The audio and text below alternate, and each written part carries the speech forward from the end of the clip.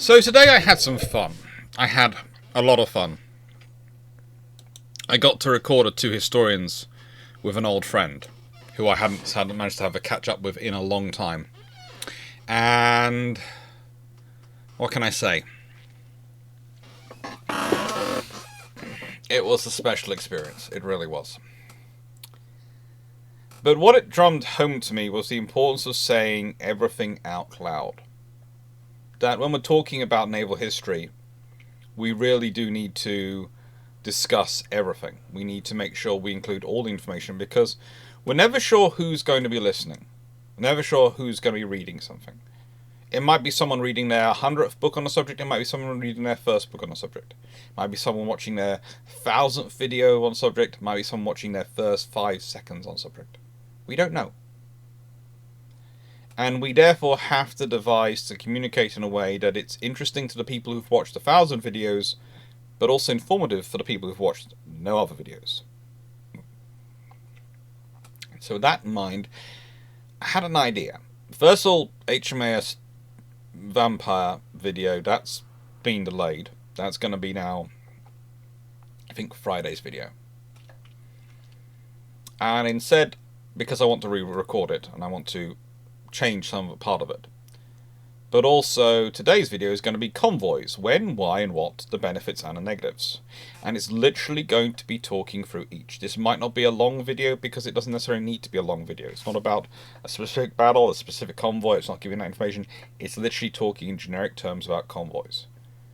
But think of it as a primer for convoys. For explaining some parts of them. And that's what it's going to be. That's what it's going to be.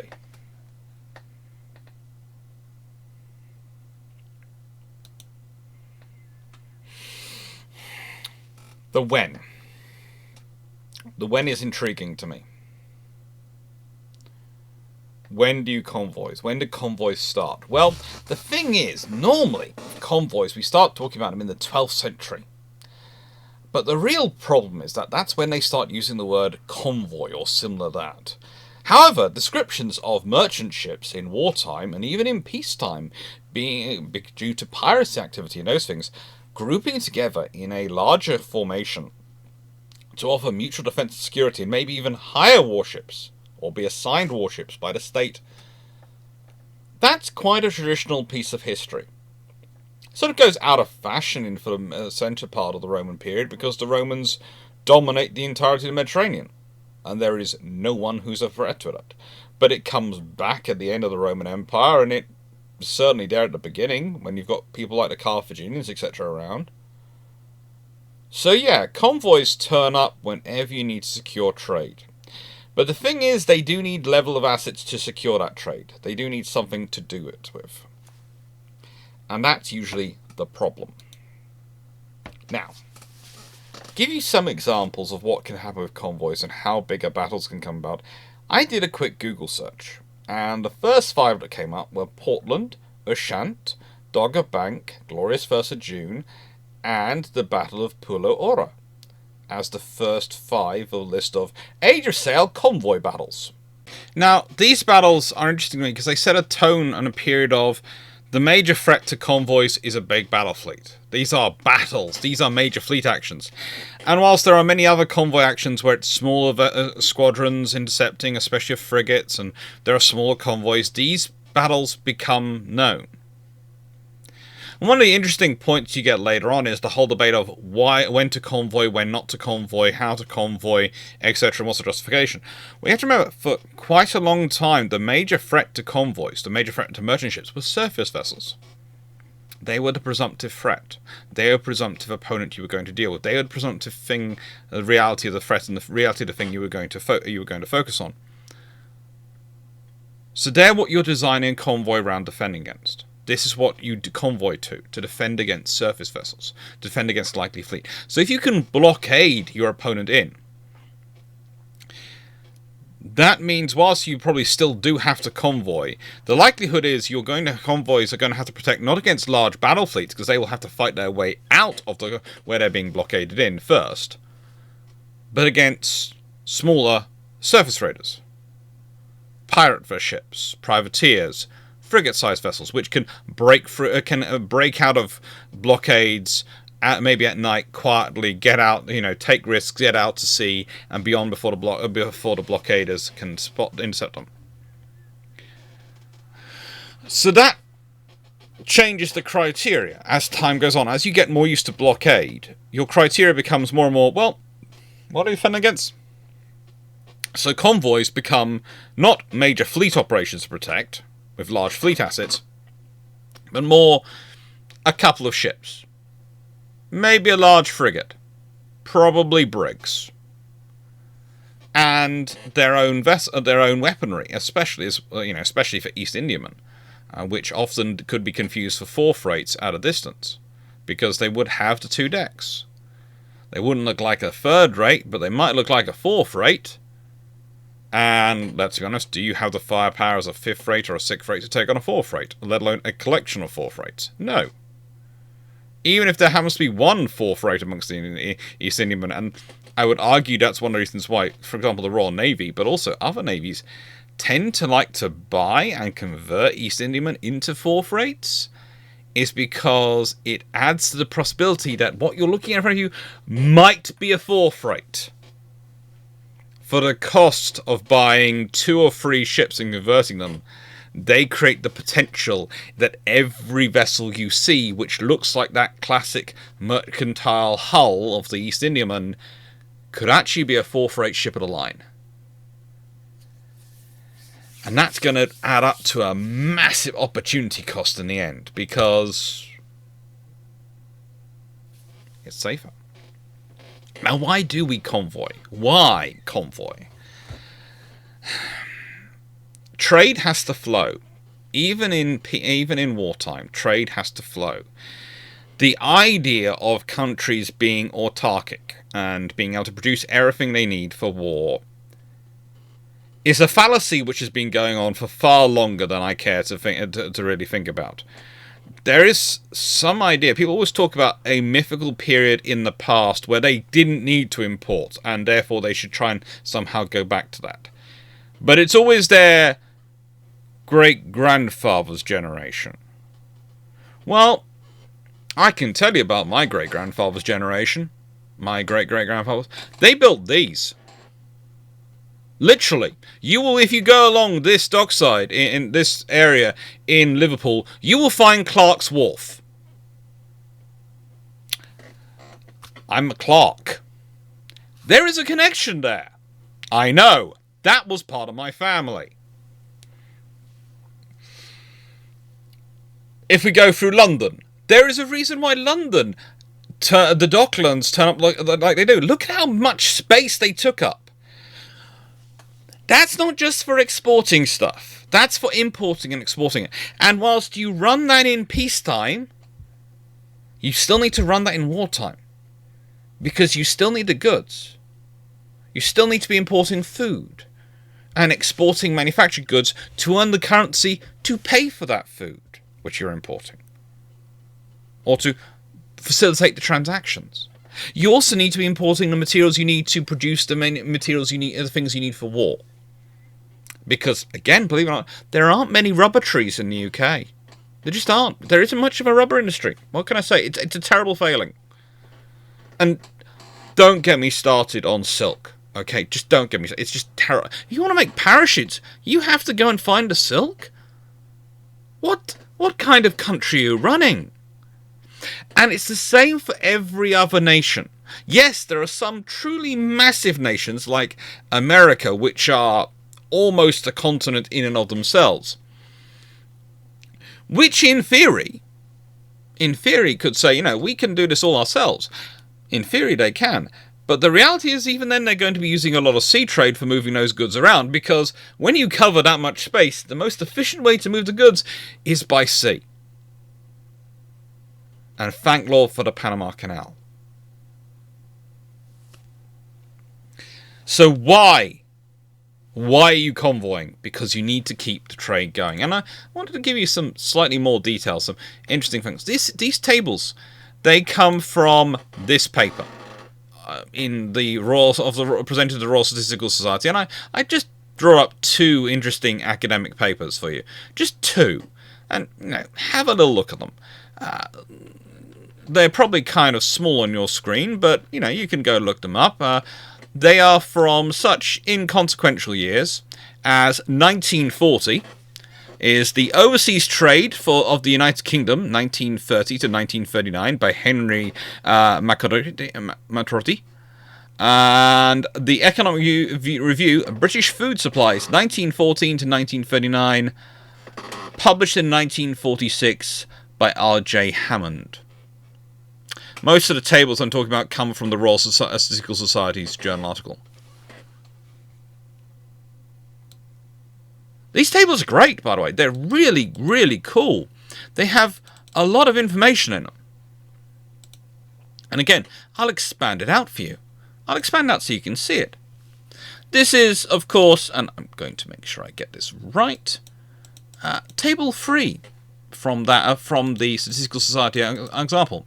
And it gives you both the tonnage, the volume, and the financial value. The volume and the financial value.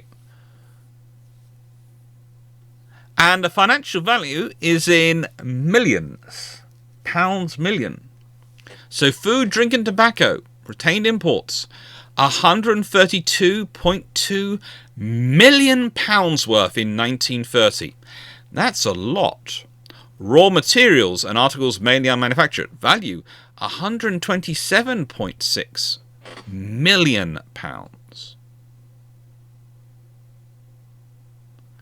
And it goes up as you go through if you're looking at all the things. And then you look at the British exports. It's rather intriguing, all this stuff going on. Moving backwards and forwards.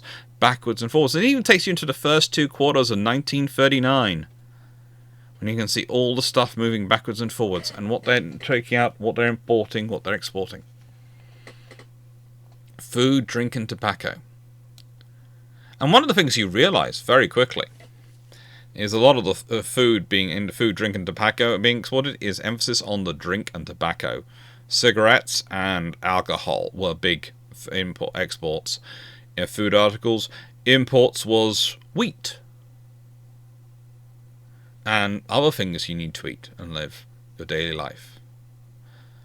And the reality is, convoys are large groupings together of ships to try and deliver everything you need. There is a whole debate in World War I had between Admiral Sims and Jellicoe on one side, Admirals Sims and Jellicoe on one side, and the US government on the other side, about how to structure the convoys to the UK and whether or not you need to run convoys. The American government starts off with going, we don't need to convoy the warships, the ships carrying the forces for the army, the forces to support the expeditionary force. We don't need to convoy the merchant ships as well. They surely can sail around and independently and get there. And the thing is, they couldn't. So a convoy becomes this grouping together of merchant ships. That's usually what we're talking about, for the purposes of self-protection, self-defense, to get them through to get them to the place they need to drop off their supplies from A to B. Now, the thing is, I'm trying to keep this fairly all-encompassing. But the point I'm going to make is I'm going to go through the benefits and negatives of them. Why are they doing this? Because the trade still needs to flow. Even in wartime, the trade needs to flow. They've been doing it for a very, very long time. The what? That's merchant ships, and that's whatever vessels are available. There is an often said aphorism for naval history and naval warfare that naval strategy is build strategy. You can have 1,000 plans for what you would like to have, but the important thing is that the plans you have for what you do have. Because those are the plans you can actually have a chance of doing.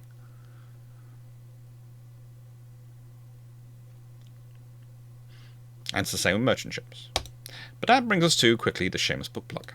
Now, why do I do a Shameless book plug in every single video? It's because, as a naval historian, as a public-facing naval historian, you'll see more about that if you watch tomorrow's video with the wonderful B.J. Armstrong. Of many, many titles to do with the US Naval Academy and the US Navy, the man has so many roles, he's obscenely good value for money for the US taxpayer. Well, public-facing historians entirely get their, in my case, I entirely fund my research and all my work from what money comes in from my book sales, as little as that is, and from YouTube. That's how I fund my research. And if I don't advertise these things, no one else is going to. So please do like, share, and subscribe if you like the content, and please retweet or share on social media videos you enjoy, because anything that helps get more people to watch it and helps more people enjoy naval history is good for me. It is good for naval history. It's good for passing on information, which is why I do the videos. But it's also good for hopefully getting more people to support and subscribe to the channel, allowing me to do more, which is always a good thing. And then we've got what we've got coming up. Now, HMAS Vampire was supposed to be today, but as you can see, I've moved her to Friday. We've got Keyships Convoys today, which was is a special. It was going to be part of Keyship Series 9, but it's going to be Keyship Series 9 Star, rather than the first episode of Keyship Series 10. And now it's become this. So Keyships 5th Rate has moved to a week of the 13th of January, with HMAS Onslow starting off on the Monday that week. I will like that one. I'm sure I will like that video. And on Wednesday, it's the Command Switch premiere. So hopefully you enjoy those. And as I said, tomorrow's two historians is going to be Benjamin Armstrong, B.J. Armstrong. That's the world's living expert on their hand and Sims. It's a good long discussion. I think we could have talked for a lot longer, but we restrained ourselves a bit. Well, I'm sure we'll be back again talking some more. But back into Convoys. So this is supposed to be a very quick, reference guide, a very quick sort of thing. What are the benefits of economic convoys? Economic convoys? Well, it's increased likelihood of the supplies actually arriving. You see, the disruption of supplies, especially if they are bringing perishable items, can cause far more damage than the actual destruction of ships. If you hear there is a surface raider or there is enemy activity in a certain region, so the ships stay in harbour, then the goods never reach you because they perish aboard the ship, or they go to a different destination. So people always think about the economic benefits of ships, economic benefits of a convoy, based on the number of ships being sunk. You actually have to think about the number of cargo loads which don't get through, which includes not only the cargo loads which are sunk, go down the merchant vessels, but the cargo loads which perish. They're made of perishable items. And if those are included with this figure, the numbers get far larger. That's the scary thing. People often focus on this figure, they need to focus on this as well, because perishable items is overwhelmingly foodstuff. Overwhelmingly foods. And you can think about it going, well, what do you mean by it going off? Well, let's say moisture gets into a ship while it's waiting, and it's a grain ship or a rice ship. Probably going to make it go bad, but also in the case of rice, it can make it expand so much it can actually destroy the ship. Grain isn't usually quite as bad, but wet grain can cause other issues, which can be explosively inclined, let's say. So, if you've got convoys where you're bringing the vessels together, and therefore they've got a higher threshold of risk they can take of enemy action because they are together to mutually support, or they have a defensive cordon with them, because you can escort a group of ships. You will never have enough escorts to give every merchant vessel an escort itself. Well, that makes it far more likely that they're going to get through at roughly a timetable which is workable. However, the negative economic benefits. Well, negatives of the economic. If you are used to running a just-in-time, maximal profit, minimal stock economic system for your company, I will warn you now, convoys are going to destroy that. And they do, in World War One and World War Two. And there's some of the biggest arguments going on against convoys and against the implementation of convoys, up to and including arguing against the Navy procuring the vessels it necessarily needs to run and protect convoys, are the companies and the leaders of companies who are worried about their bottom line. Because their entire economic model is built on ships being loaded or unloaded and loaded as quickly as they can possibly be in a port, turned around, and sent as quickly as possible across the ocean. A convoy has to sail at a set speed to keep together. So they're not going to be sailing as fast as they can. A convoy has to sail on a set schedule. So that ship might be loaded, but it can't leave till the convoy leaves.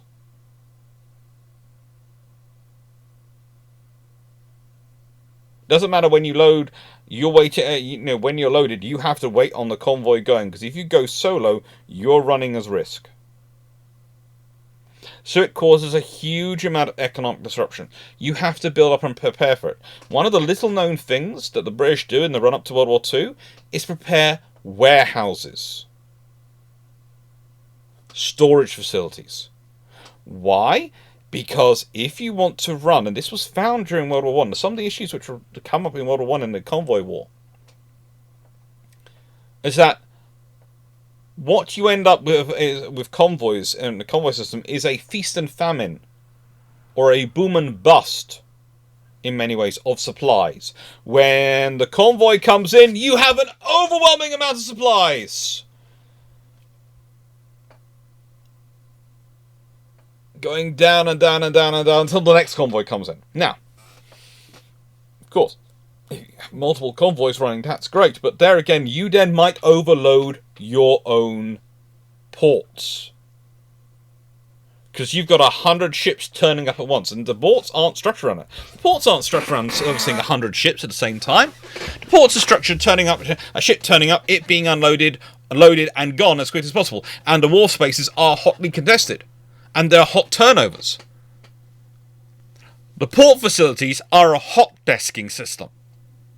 And suddenly, instead of doing hot desking, of having people going between different, you've got the entire office, entire workforce coming into the office in one go. Think about it from that scenario. That's a nightmare.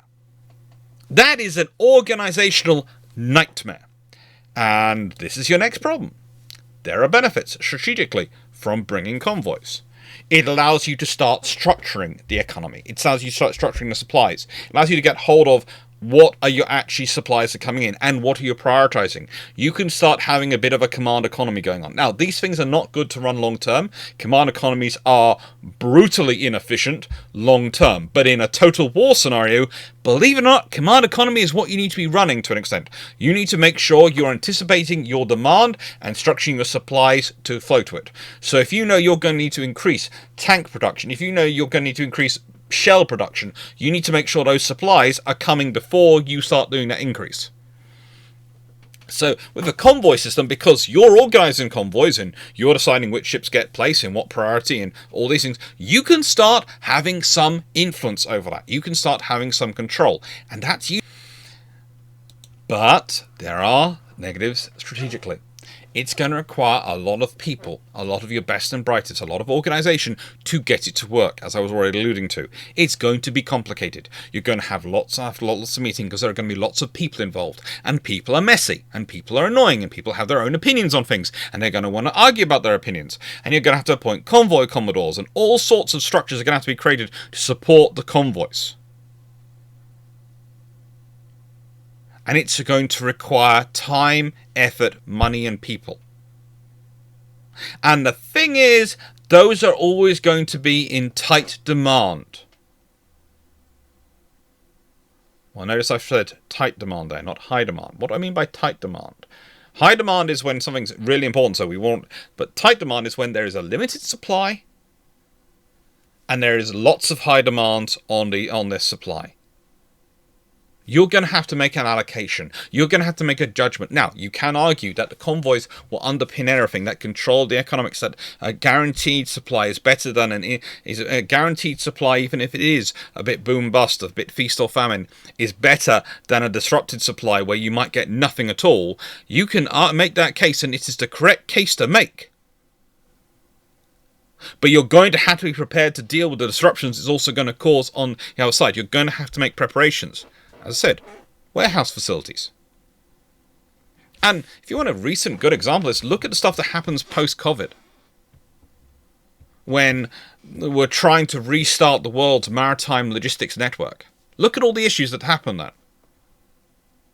All the disruptions. The inflation which is still being dealt with because of that.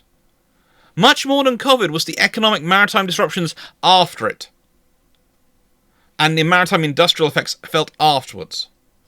As you're trying to get things back and working. Because the legacy of just-in-time logistics meant that there was now a famine scenario. And as production hadn't grown to deal with that famine, because it wasn't... You couldn't then have the feast scenario. You had a slowly growth in supply scenario, and it caused prices to rise because it made things be in demand, and we all know demand and supply, or supply and demand governs capitalism. It always has done. It's the functional part of it which in some ways acts as both the incentivizer and the controller of capitalism. Which leads us to the benefits, political benefits. What are the political benefits of convoys? Because there are negatives. But what are the political benefits? Well, the benefits politically for a convoy is it shows you're doing something. And it gives you some measure of control, some measure of structural organisation. And sometimes it's important for a politician to be able to say, we're doing our best. And here's the visual thing, we're trying convoys. But you can also argue that sometimes there's a legacy of it. This is a gentleman, Winston Churchill, who in World War I was one of the people who listened to the arguments against convoys, put forward by many different people. And in World War II, he reacts by pausing capital ship, carrier and cruiser construction to try and transfer people over to an already existing convoy escort production program and cause even more disruption because he was learning from his previous mistakes, but also because he wanted to be seen to be doing the right thing. He thought it was important for national morale, and it probably is. But it also, at that point, wasn't nearly necessary. It was imagery for the political reasons. The convoy system had been implemented. The escorts were being built. You don't need to do this. You don't need to, but you might have to, would be probably Churchill's phrase. Because you might not need to do it, but you need to look like you're doing something to reassure national morale on the international stage, so you have to do it for that reason. Because politics often transcends reality. It often goes into the image of things rather than the reality of things. Which leads us to these gentlemen. Arthur Balfour, fairly decent post-World War I Prime Minister, interwar years. Edward Carson and Eric Geeds, who was, of course, most famous for his chairing the Geeds Committee, which is the axe that falls on the armed forces. And by the way, and this is after his experience as First Lord of the Admiralty, 1917 to 1919, when he decides to cut defence spending by 41.4%, or from 189.5 million to 111 million. So by 78.5 million pounds. Yeah. They cut defence spending. And part of the things that get cut is a whole host of officers who have experience of convoys and operations and things like that, but also things like sloops and escorts, those vessels. Why? Because they're the vessels which can be most rapidly rebuilt in the times of war. And the reason is to make economies for the government. The government needs to economise. The government needs to be spending less. And you can't really argue against that, but when you look through some of the changes, they're an incredibly blunt instrument. Incredibly blunt tool being forced through. And for these politicians, wrestling as Balfour did and Carson did with the convoy with whether or not to impose convoys, the first thing they're having to wrestle with is the fact that they need to get funding for ships. And how do they make the case for the funding for the ships? Because the ships they need to build, not the ships we've been traditionally being built. Britain has no trouble building a battle fleet. And Britain traditionally hasn't had problems justifying cruisers or destroyers, but trying to justify convoy escorts, brigs and sloops, that proves difficult at this point. That proves difficult because surely we have the battle fleet to control the sea, and we do. The battle fleet is maintaining the blockade on the German battle fleet, the Kaiserliche, the High Seas Fleet, to stop them coming out and threatening the convoys, to prevent those large convoy battles that happen in the Age of Sail. But the new threat, new technological threat, is that the surface raiders, the frigates which used to go out hunting, have been replaced by submarines. There are some surface raiders out there as well, but mostly they're submarines doing a job, especially mine-laying submarines. And the thing is, you always needed more than just the battle fleet. You needed the battle fleet. You needed the battle fleet dearly to do the job it was doing, because you couldn't do one without the other. But you need both fleets. You need both forces. This is actually the argument Julian Corbett has been making for many years. You need the battle fleet, but you also need the forces around it. And those are the ships which would have been useful in this role, were the ones which, to a large extent, have been got rid of by the politicians of the 1900s and 1910s in the pursuit of economics and economies of scale. Which leads us to the operational benefits. Well, a well-executed convoy can be both an efficient use of assets and actually an offensive tool against submarines. Now, how do I make this? Well, let's put it this way. Let's say I'm sending small convoys of 4 merchant ships, each with 2 escorts. So if a submarine comes up and I need at least 1 ship to go off and push a submarine away, I can do that. They can push one away, get on, and rejoin the convoy, and so they can keep it going. That's okay, as long as I'm only dealing with 1 submarine at a time. I can do that with the overlapping thing. That's going to be a lot of escorts, and it's going to break things up a lot, but we'll see. But now let's think about that. If instead of my having the 4 merchant ships and the 2 escorts, I decide I want to have 8 escorts and 8 ships for a hunter-killer group,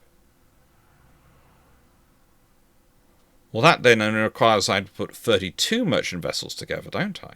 Or maybe more. I can probably put 40 or 50 under that, because if they've got 8 escorts to protect them, the odds of there being multiple submarines turning up that's going to require all 8's attention at one time is very low.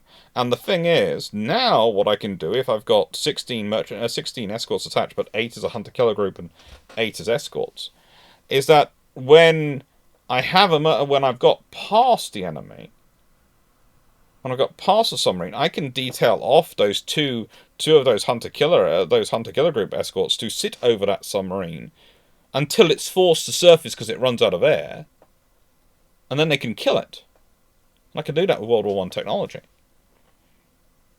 And the thing is, if I'm running a convoy through of 40, 50 merchant vessels, that's an attractive enough target that if a submarine sees that, it's going to want to go for it. It's going to overlook the risks. Yes, there are 16 escorts wandering around it. It's going to overlook them because it's going to go, hell, if I get through, that's prizes. I can, if I can get into that convoy, just think of the damage I can achieve. Well, true, you can, if you get into that convoy. And the thing is, if you get caught,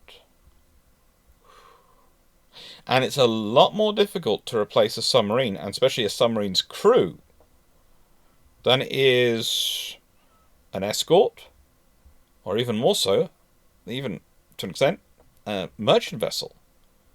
Yes, Replacing the merchant vessel is going to be annoying, but in World War One, World War Two, and in the Napoleonic Wars, there are lots of building going on, of rapid building of merchant vessels. There is lots and lots of rapid construction of merchant vessels going on.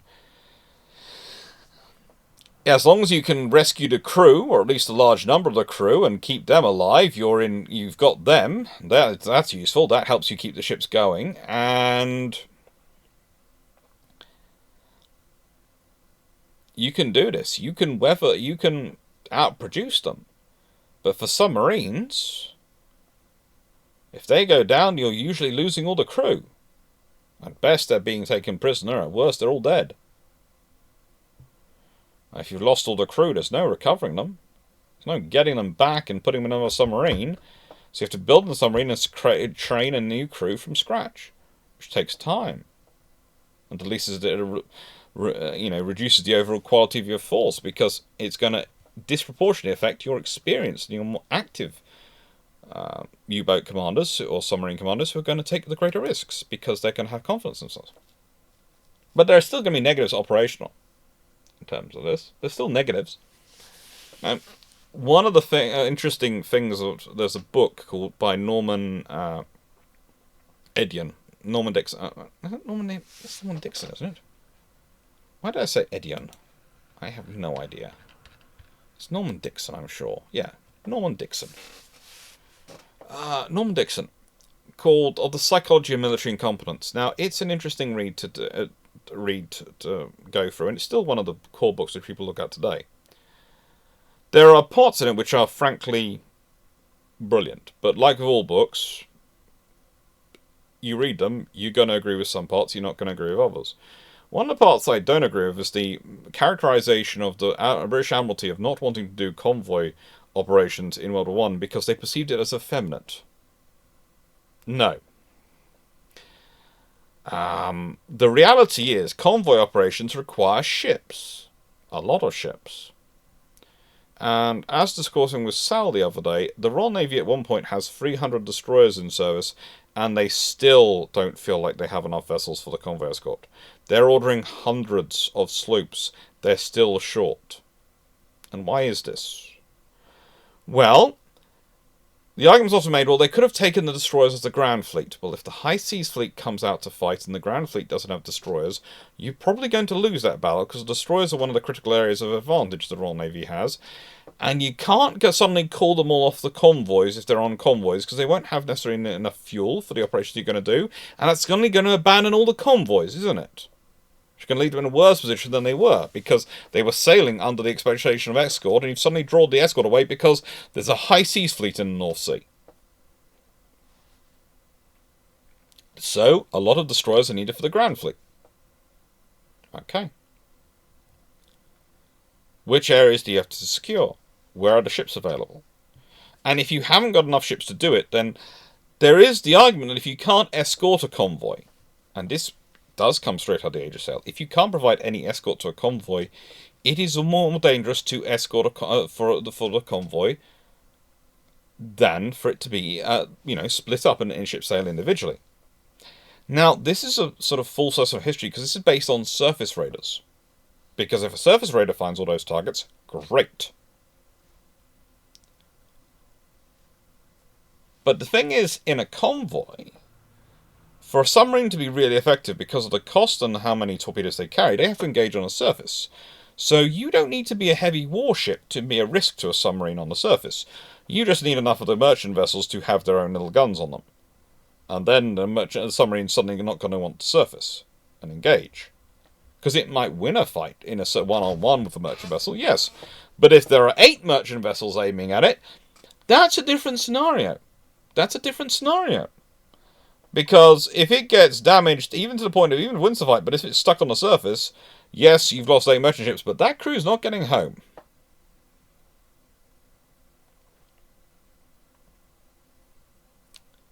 If you can give them an escort, then things just get better from there. But you have to have the ships available. You have to have the ships available.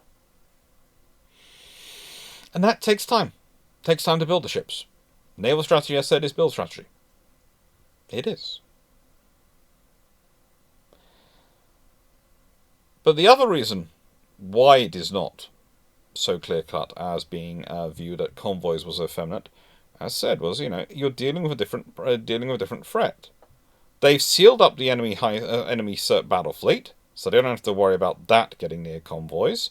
They've put a barrage across the channel to stop them getting through the channel. So where are the German surface ships going to come out from? They've hunted down von Spey's squadron. They've hunted down and pushed hidden a force to hide away to Goeben and Breslau. They've done what they needed. They've cleared the seas. Surely the merchant ships can operate fine. Well, no, because submarines are in. And that's a new tactical thing you're going to have to learn how to deal with. That's a new technology you're going to have to learn how to deal with. And how does the Convoy apply to that? Well, very quickly you realise that the submarine has taken the role of the old brig frigate surface raider. Okay, it's a small vessel. So you need small vessels to deter it. You need to build them. And so they do.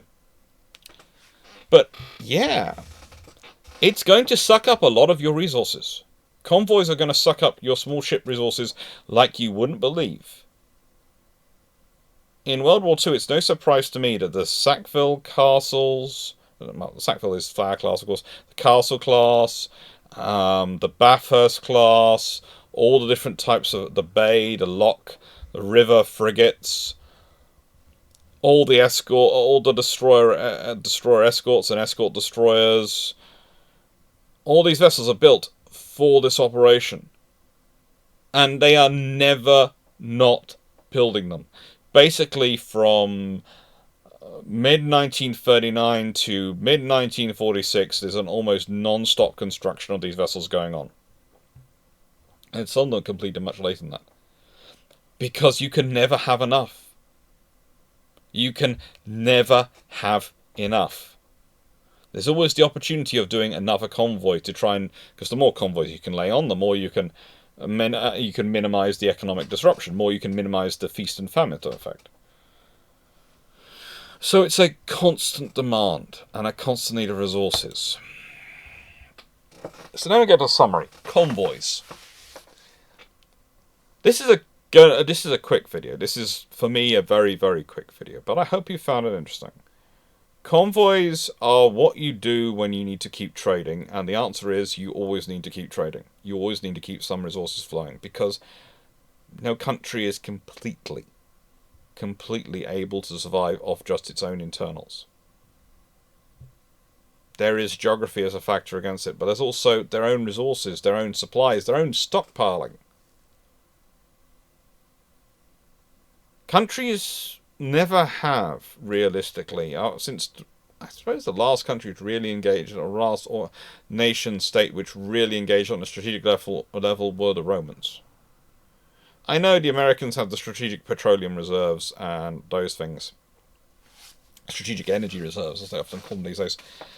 But the Romans had strategic grain reserves. They had all sorts of things to try and maintain supplies and maintain the food they needed across the empire. We don't have that. Some people say, well, we rely on preppers and people prepping themselves, but think about the way that scenario is treated and the way that some people are treated in that scenario. It's not necessarily almost a positive way, because it's perceived as being the people who are the most extreme versions of that. Whereas, got me, for example. It's always seemed to me sensible, and something which I inherited from my mum and my granddad, was to keep some version of canned food stockpiled in a cupboard. Have a cupboard set aside in the kitchen with some canned supplies. Because of that scenario. Because of disruptions that can take place in the world trade. We've seen it many times recently. Suez Canal gets blocked. The ports recovering after COVID. All these things. Wars are even more complicated. Convoys are a way of making it work.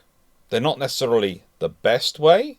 They're not the worst way. There isn't another way to do it. You need to do something. Convoy's your option. But it requires things be put in place for it to work. It requires those warehouses. It requires the escorts. It requires the things to make it work correctly.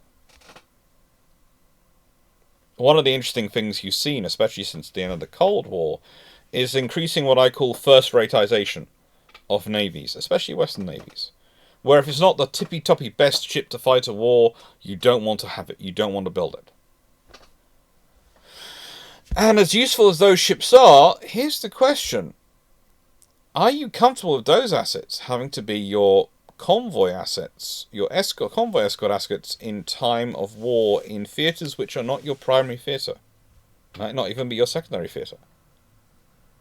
Because the thing about trade is it's a globally disruptive tool if you want to go after it. You can disrupt trade in between European nations over the North Sea by mucking around and interrupting the trade of merchant vessels going around the coast of Africa. How? Because those container ships, which do the whole trade routes, are doing trade routes rather like bus stops. They're popping off and carrying on, and popping into a port, and then going to another one, and going to another one, all the way round their route. It's like a bus route. So you want to interfere with that trade? You want to interfere with the trade going on in Europe? You can do it off the coast of Africa. If you want to interfere with the trade going on in Asia, you can do it in the Mediterranean.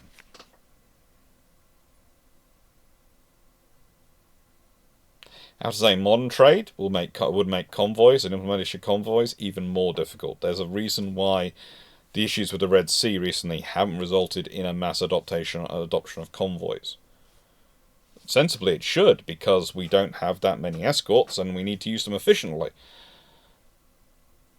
But mass adopting convoys, you have to organize so many different countries to get involved in the convoy. You have to organize different shipping firms. And you're going to disrupt timetables because they're going to have to run according to the convoy's timetable, not the company's timetable. So some would argue it's better to let shipping insurance rates rise instead to cover the cost. The risk. You can do that. But the thing is, rather like with every other measure imposed on companies which are importing and exporting goods, those costs aren't absorbed by the company. They are passed on to the people who are paying their bills, which then gets passed on eventually to you or I.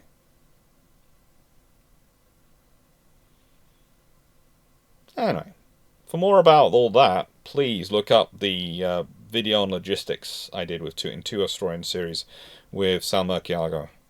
It's really, really fun. And yeah, well, normally I end these videos with a question. And so I'm going to ask a nice, tough one. Do you think it's possible to run convoys in the modern world given how our logistics system and our maritime infrastructure is set up? Because the thing was, we used to have a lot more port capacity and port space, and a lot more ships which were capable of unloading themselves with their own derricks. And, well, when World War II took place. These days, those are very few and far between. We're coming up in leadership, year of leadership. One I'm looking forward to, especially, Pierre-André de Suffren. I'm looking forward to the Admiral in July. That's going to be fun. And this is all going to be finished. I'm basically typing in the things tomorrow. I'm mostly happy with the names. But thank you very much for watching. Hope you enjoyed, and take care. Toodles. Year of Leadership.